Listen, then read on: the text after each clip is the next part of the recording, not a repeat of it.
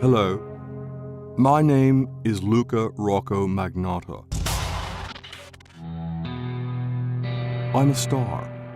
I've been world famous since I slaughtered Yu Lin, a Chinese student, with an ice pick before dismembering him, making love with and eating some of the pieces. When I posted the video of the ritual on the net, nobody believed it, or wanted to believe it.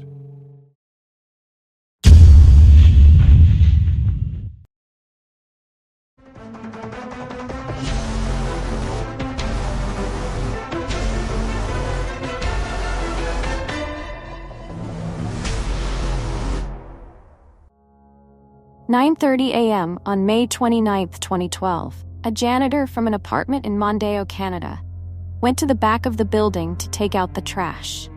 There, the janitor found a gray suitcase. Upon closer inspection, the janitor noticed maggots crawling out of the suitcase. The janitor thought that one of the residents had killed their pet. Out of curiosity, the janitor opened the suitcase. The moment it was opened, the janitor was horrified and immediately called the police. Inside the suitcase was the body of a man, without a head or limbs. Case of the gray suitcase. Later that same day, a package was delivered to the headquarters of the Conservative Party of Canada in Ottawa. The package had a strong, foul odor. The receptionist signed for it and considered opening the box, only to discover that inside was a person's left foot. Around the same time, Canada Post decided to hold on to another unusual package labeled for delivery to the headquarters of the Liberal Party. Horrifyingly, inside was a left hand, also in a state of decomposition. Press covered the story as if it were a horror film. The entire country of Canada was in shock at the unprecedented brutality of the crime.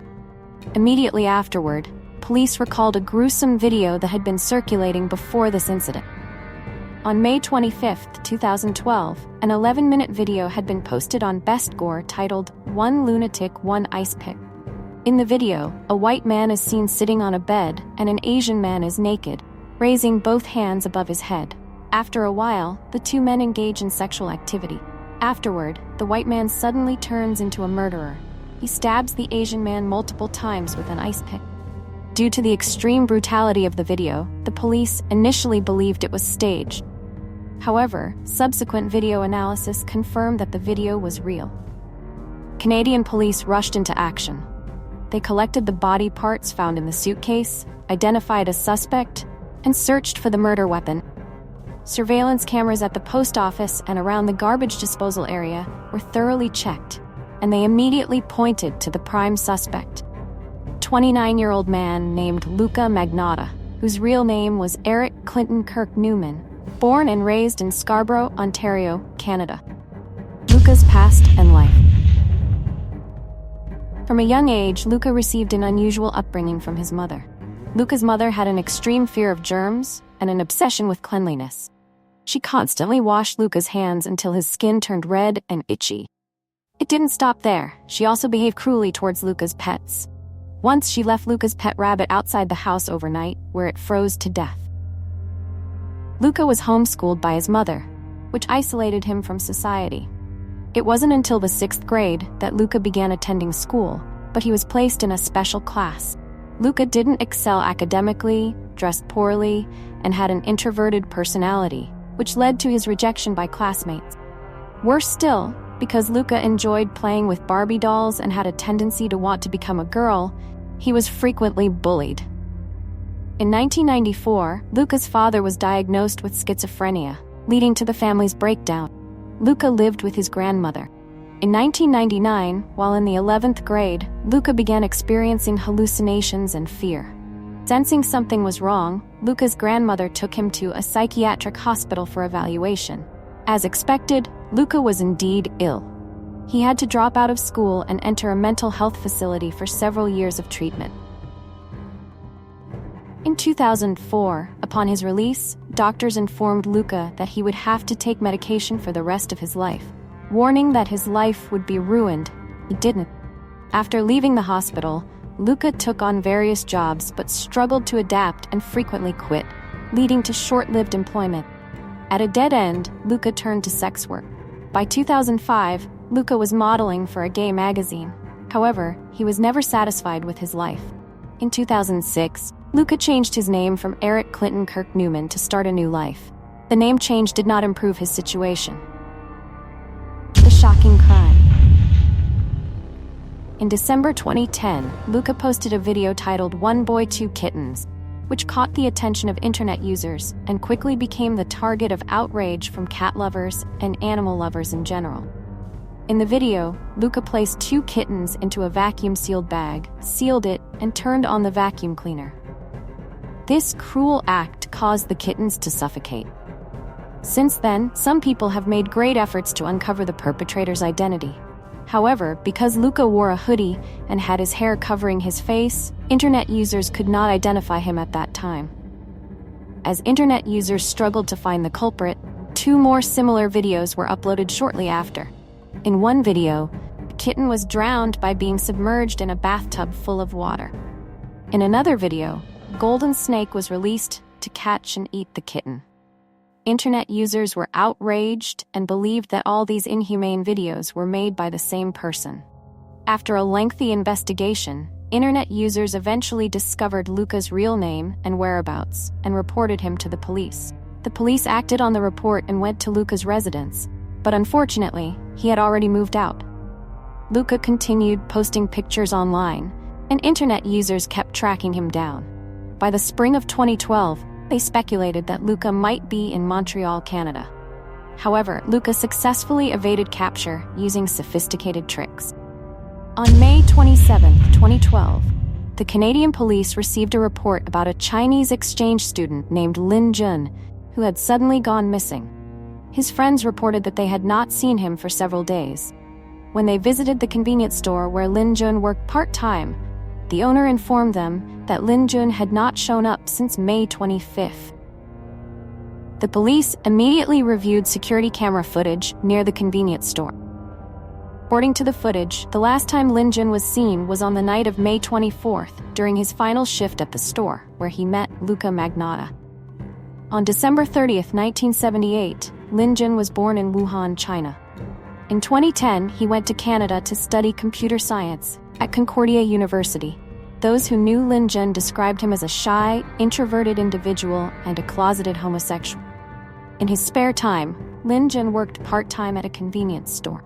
To his employer and colleagues, he was a polite and hard-working young man who had never missed a single shift since he started working there. Unfortunately, the convenience store where Lin Jun worked was located just below the apartment complex where Luka was hiding.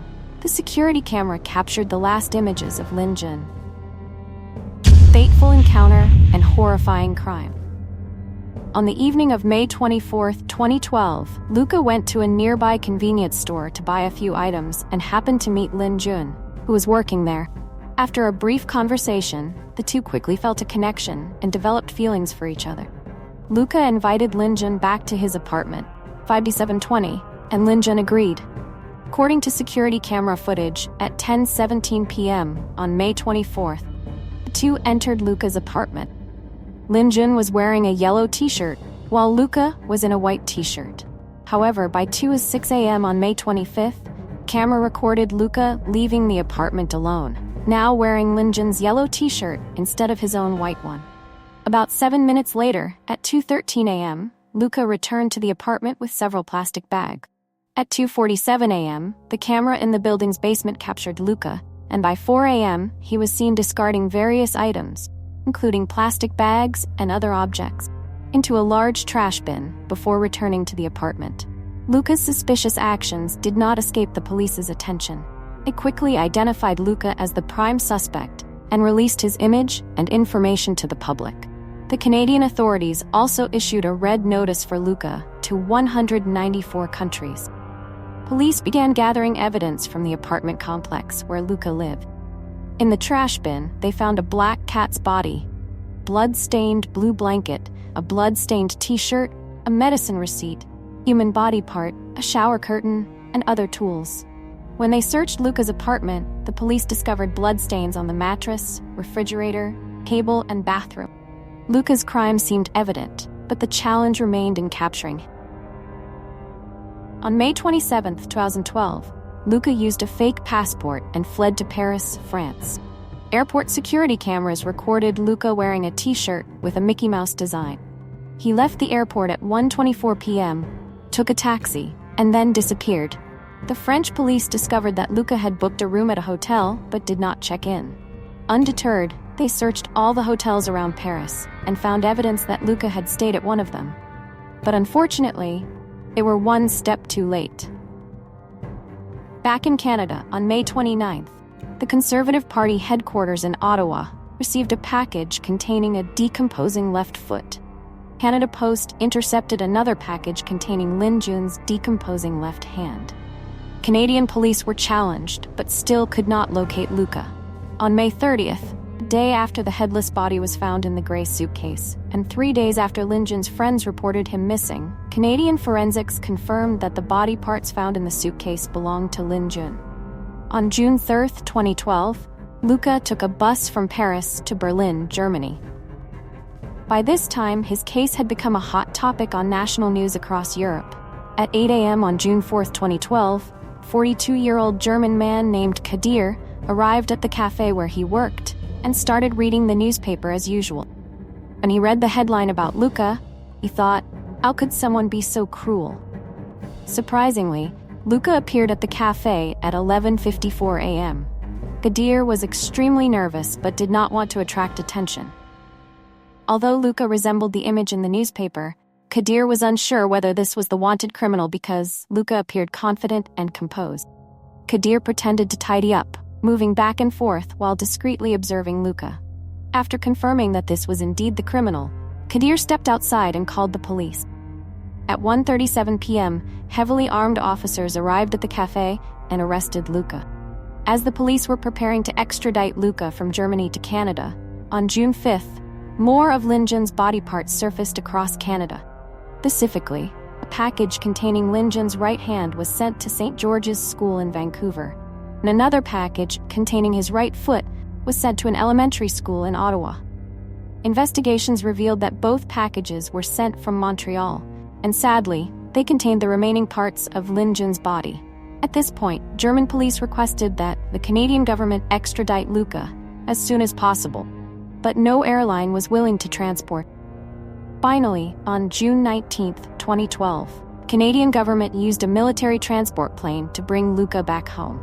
On July 1st, police found Lin Jun's head in a small pond in Montreal. Public outrage continued to grow. The investigation and trial of Luka were conducted swiftly and thoroughly.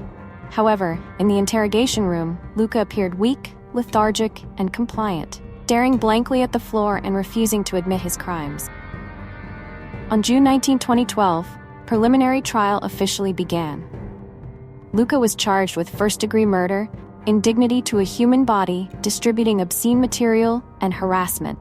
Luka's lawyers did not deny that he had killed Lin Jun, but they argued that Luka was not criminally responsible due to schizophrenia. Dr. Joel, who interviewed Luka, his family, and his past doctors, wrote a 124-page report. This report revealed that Luka had schizophrenia, histrionic personality disorder, and sexual deviance. However, the prosecutor denied that Luka suffered from schizophrenia. On December 23, 2014, after 8 days of deliberation, the jury sentenced Luka to life imprisonment without the possibility of parole, 25 years. Luka did not accept this sentence and appealed, but by 2015, he withdrew and expressed a desire to write an apology letter to the victim's family, though this was not accepted. In late 2015, while in prison, Luka publicly posted a personal ad on a prisoner dating website. Shortly after, he began dating Anthony, another prisoner serving a life sentence. 2 years later, they got married in prison, as Canadian law allows prisoners to marry, provided that these couples are not permitted to engage in sexual activity. In the end, the victim could not be brought back to life, while the criminal was able to find love within the prison where he was supposed to spend his life repenting in solitude. No one knows exactly how Luka manipulated Lin Jun, but it is clear that they developed feelings and decided to engage in sexual relations far too quickly. After satisfying his lust, Luka turned Lin Jun into a horrifying plaything in his hands. Engaging with strangers is common among young people, but few realize the traps and dangers that always await them, which can cost them their dignity or even their lives. And what do you think about today's case? Please comment below to let us know. Don't forget to like and subscribe to our channel so you don't miss the mysterious cases we share. If you would like us to cover any other cases, please let us know.